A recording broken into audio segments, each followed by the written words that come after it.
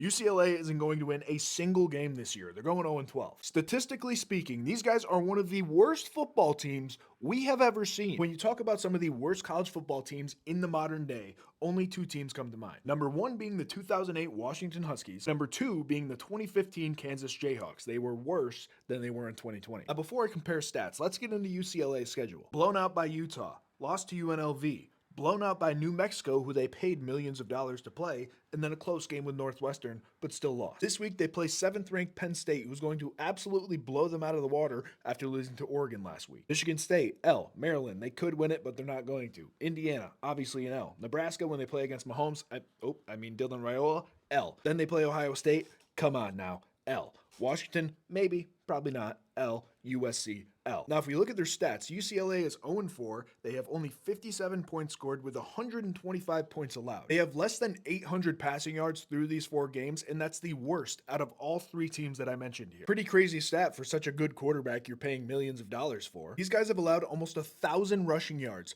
through 4 games of the season. And this makes their pass defense look good, but only because the other teams are rushing for 250 yards a game against them. Both Washington and Kansas had more passing yards through 4 games than current UCLA does. However, UCLA's defense right now is a hell of a lot better than 2015 Kansas, because look at these now. Oh my God, that's disgusting. 2,200 yards given up through the air and on the ground for their defense. Yikes. And somehow, Kalshi is giving UCLA a 6% chance to win on set.